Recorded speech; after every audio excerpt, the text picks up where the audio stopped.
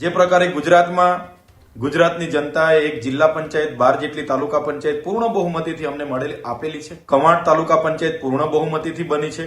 કદવાલમાં અમારી ટાઈ પડી છે. છોટાઉદેપુરમાં પણ ભાજપ સાથે ટાઈ પડેલી છે. ત્યારે છોટાઉદેપુરના એસપીના કહેવા પ્રમાણે ત્યાંની એલસીબી એસઓજીના લોકો ગાડીઓમાં બેસાડીને એમને સામ દામ દંડ ભેદ નીતિનું ગણિત સમજાવે છે અને તમે ભાજપમાં જતા રહો કે જેઓ સંવિધાનમાં માનતા નથી, કાયદા વ્યવસ્થામાં માનતા નથી, કોર્ટ કચેરી કાગળમાં માનતા નથી. એ લોકો કેટલાક કમલમમાં બેઠેલા નેતાઓના આદેશોનું પાલન કરે છે, જેનો અનુભવ અમને સતત ડગલે ને પગલે થઈ રહેલો છે. ત્યારે એવા કેટલાક લોકોએ અમારા જિલ્લા પ્રમુખ રાધિકાબેન રાઠવાનું ધ્યાન દોર્યું અને અમને આ પ્રકારની વાત કરીને ભાજપમાં જોડાવા માટેનું દબાણ કરી રહ્યા છે.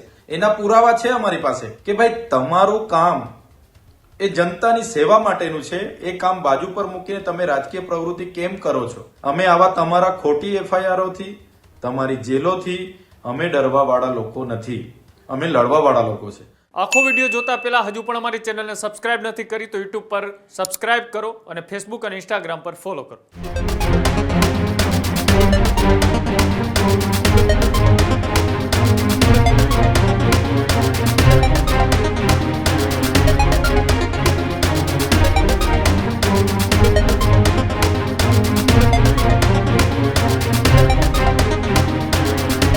છોટાઉદેપુરના આમ આદમી પાર્ટીના જિલ્લા પ્રમુખ રાધિકા રાઠવા સામે પોલીસ ફરિયાદનો મામલો.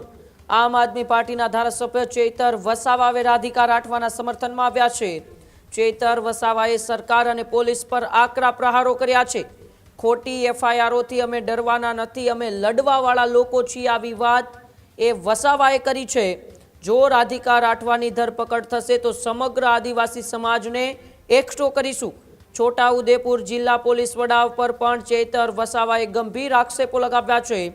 પોલીસ અધિકારીઓ કાયદામાં નહીં પરંતુ નેતાઓના આદેશોમાં માને છે, આવો આરોપ ચેતર વસાવાએ લગાવ્યો છે.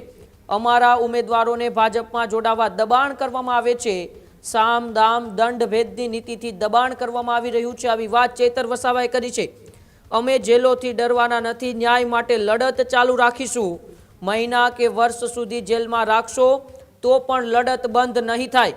છોટાઉદેપુરમાં રાધિકા રાઠવા મામલે રાજકીય ગરમાવો છે તે વધુ તેજ બનતો જોવા મળી રહ્યો છે. ત્યારે આમ આદમી પાર્ટીના જિલ્લા પ્રમુખ છે છોટાઉદેપુરના, એ રાધિકા રાઠવા સામે પોલીસ ફરિયાદ નોંધાય. પોલીસ ફરિયાદ નોંધાવાનું કારણ હતું કે તેમણે સોશિયલ મીડિયામાં એક વિડીયો એ મૂક્યો હતો ને તે વિડીયોની અંદર તેઓ પોલીસ માટે ન વાપરવાના શબ્દો વાપરી રહ્યા હતા, ભ્રામક માહિતી ફેલાવી રહ્યા હતા અને તે જ ભ્રામક માહિતી ફેલાવાને લઈને તેમની સામે પોલીસ ફરિયાદ બોડેલી પોલીસ સ્ટેશનમાં દાખલ થઈ છે.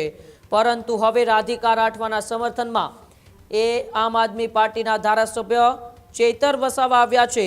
ચેતર વસાવાએ સરકાર અને પોલીસ પર આકરા પ્રહારો કરતા શું કહ્યું, આવો આપણે આમ આદમી પાર્ટીના ધારાસભ્ય ચેતર વસાવાને જ સાંભળીએ.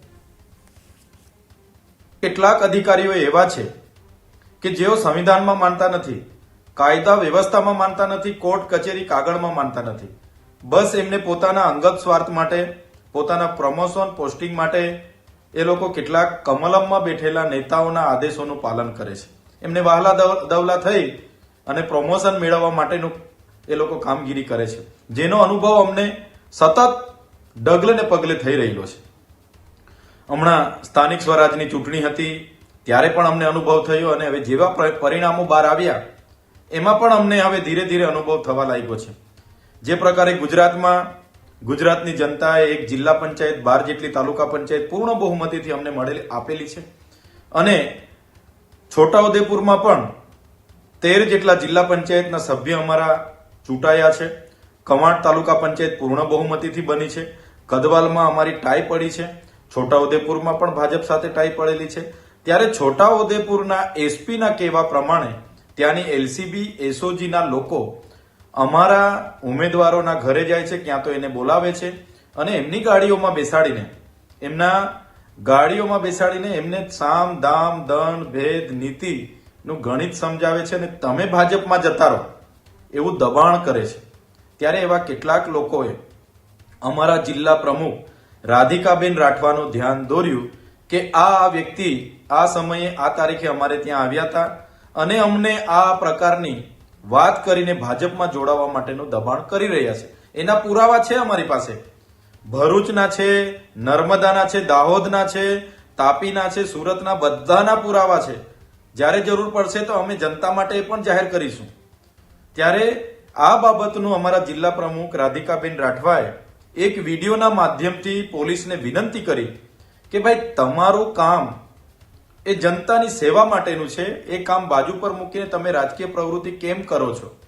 અગર તમને રાજકીય પ્રવૃત્તિમાં એટલો રસ હોય તો તમે સ્વૈચ્છિક રાજીનામા આપો, વર્દી ઉતારો અને તમે ચૂંટણીઓ લડો તો ખબર પડશે કોના કેટલા તમારામાં કેટલું પાણી છે. બસ આ જ વાત હતી ને. એટલી વાતમાં છોટાઉદેપુર એસપી લાજવાના બદલે ગાજી રહ્યા છે. એમના પોલીસને આદેશો કર્યા અને આદેશોને આધારે એક એફઆઈઆર અમારા જિલ્લા પ્રમુખ પર કરવામાં આવી છે.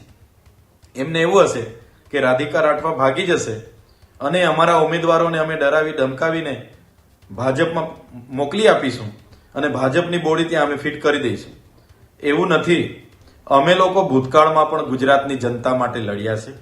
આદિવાસીઓના હર હંમેશ હક અધિકાર માટે અમે લડ્યા છે. સડકથી લઈને સદન સુધી અમે લડ્યા છે. આજે પણ લોકશાહી બચાવવા માટે અને સંવિધાનને બચાવવા માટે અમે લડીએ છીએ. અમે આવા તમારા ખોટી એફઆઈઆરોથી, તમારી જેલોથી અમે ડરવાવાળા લોકો નથી. અમે લડવાવાળા લોકો છે. જ્યારે પણ અમારા જિલ્લા પ્રમુખ રાધિકાબેન રાઠવાને પોલીસ દ્વારા ધરપકડ કરવામાં આવશે કે એમની અટકાયત કરીને એમને લઈ જવામાં આવશે કે એમને બોલાવવામાં આવશે, તે દિવસે સમગ્ર આદિવાસી સમાજ ગુજરાતની જનતાને અમે બોલાવીશું. સાથે સાથે રાજસ્થાન, મહારાષ્ટ્ર, મધ્યપ્રદેશ જ્યાં પણ અમારી કામગીરી થાય છે એમને પણ અમે આહવાન કરીશું અને તે દિવસે અમે મોટી સંખ્યામાં તમારી જેલોમાં આવવાના છે. તમારે મહિનો, વરસ જેટલું રાખવાનું એટલું અમને રાખજો, પણ અમે લડાઈ છોડવાના નથી. ગુજરાતની જનતાની ન્યાયની લડત અવિરતપણે અમે ચાલુ રાખીશું. એટલી વાત હું આપના માધ્યમથી કહેવા માંગુ છું. ધન્યવાદ. જોહાર. આ જ પ્રકારની તમામ અપડેટ જોવા માટે ન્યૂઝરૂમ ગુજરાતને લાઇક, શેર અને સબસ્ક્રાઇબ કરવાનું ભૂલતા નહીં.